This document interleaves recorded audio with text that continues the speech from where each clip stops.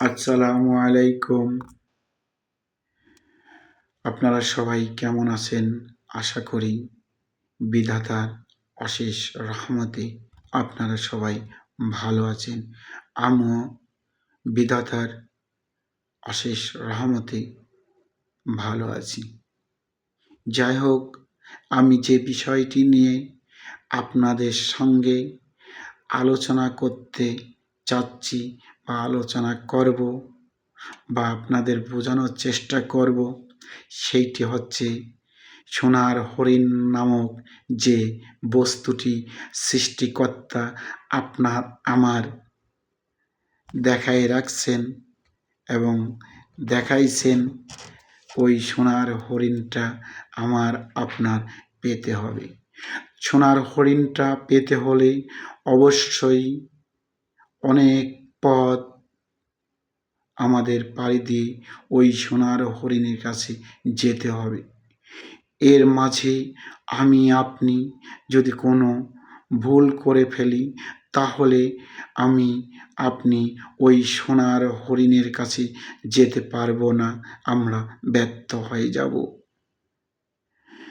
যে সোনার হরিণটুক আছে, অবশ্যই আপনার আমার অন্তরে, আপনার আমার মাথায়, আপনার আমার হৃদয়ে ধাবিত করতে হবে যে আমরা অবশ্যই ওই সোনার হরিণ নামক যে বস্তুটি সৃষ্টিকর্তা দিয়ে রেখেছেন, ওটা আমরা পেতে পারি বা আশা করি বা পাইব অবশ্যই। তাহলে আপনার জীবন নামক এই গাড়িটি আপনি চালু করেন, শুরু করে দেন আপনার ওই গন্তব্য স্থানে যাওয়ার জন্য। আপনি যাচ্ছেন, চলছেন রাস্তা দিয়ে, পাশ দিয়ে সুন্দর সুন্দর দৃশ্যগুলো আপনি দেখতে পাবেন। ওই দৃশ্যগুলো দেখে আপনি যদি ওই সোনার হরিণের কথা ভুলে যান, তাহলেই আপনি ব্যর্থ। যেমন আপনি যাচ্ছেন, পথ দিয়ে চলছেন, রাস্তার পাশ দিয়ে যাচ্ছেন, রাস্তার পাশে সুন্দর সুন্দর বাগান, গোলাপ ফুলের বাগান, গাঁদা ফুলের বাগান, পাহাড় পর্বত, ঝর্ণা, অনেক সুন্দর জিনিস দেখতে পাবেন। যদি আপনি ওর প্রতি আকৃষ্ট হয়ে যান, তাহলে আপনি ব্যর্থ। আপনাকে অবশ্যই, আমাকে অবশ্যই ওই সোনার হরিণ নামক বস্তুটি পেতে হবে, না হলে জীবন নামক এই গাড়িটি ব্যর্থ। এই গাড়িটি ওই গন্তব্য স্থানে পৌঁছাতে না পারলে আমি আপনি সবাই ব্যর্থ। এই জন্য আমাদের, আপনাদের, আপনাকে, আমাকে সবার সুন্দরভাবে এই রাস্তার পাশ দিয়ে যে সুন্দর সুন্দর বস্তুগুলো আছে, আমরা ওগুলোর দিকে খেয়াল না করি, আমরা ওই সোনার হরিণ নামক ওই বস্তুটি অবশ্যই অবশ্যই পাব ইনশাল্লাহ। এই আশা ব্যক্ত করে বা বলে আমি ক্ষান্ত হব না। আমি আপনাদের বারবার বলতে চাই, আমরা ওই সোনার হরিণ নামক যে বস্তুটি আছে, ওই বস্তুটি অবশ্যই সবাই ওই স্থানে পৌঁছায়ে, ওই স্থানে যেয়ে ওই সোনার হরিণ আমরা আমাদের বুকে জড়িয়ে নিব। সবাই এই অন্তরে এই সোনার হরিণ, এই সোনার বস্তু, এই সোনার হরিণ নামক যে বস্তুটি অবশ্যই পেয়ে যাব আমরা সবাই, যদি সুন্দরভাবে আমাদের এই জীবন নামক এই গাড়িটি আমরা সুন্দরভাবে চালাইতে পারি। তাহলে অবশ্যই অবশ্যই ওই সোনার নামক হরিণটি আমরা পেয়ে যাব। যাই হোক, আপনারা আমরা সবাই এই দুনিয়াতে ক্ষণিক সময়ের জন্য এসেছি। অবশ্যই আপনার আমার সজাগ থাকতে হবে। ওই সময় সময় সময় আপনার একটা নির্দিষ্ট টাইম, একটি সময় বেঁধে দেওয়া আছে।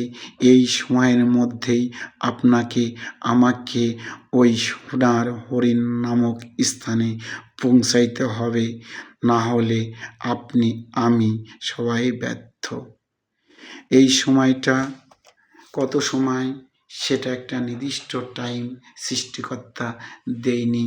অবশ্যই সর্বক্ষণ সর্বসময় মনে করতে হবে এই সময়টা যে কোনো সময় যে কোনো মুহূর্তে আমার সময় ফুরাই যাইতে পারে। এই জন্য আপনাকে সময় নষ্ট না করে আশেপাশে রাস্তার পাশ দিয়ে অন্য জিনিসের প্রতি আপনার আমার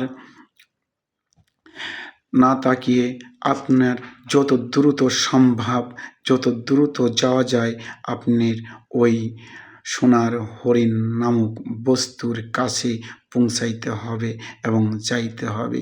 সৃষ্টিকর্তা আপনার জন্য, আমার জন্য, সবার জন্য রেখে দিছে ওই সোনার হরিণ নামক বস্তুটি। সৃষ্টিকর্তাই জানেন ওই সোনার হরিণ নামক বস্তুটি কী আছে, তিনি জানেন।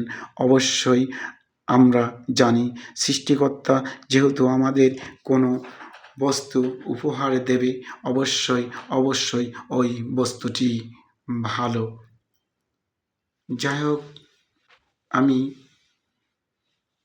অনেক কথাই বলেছি।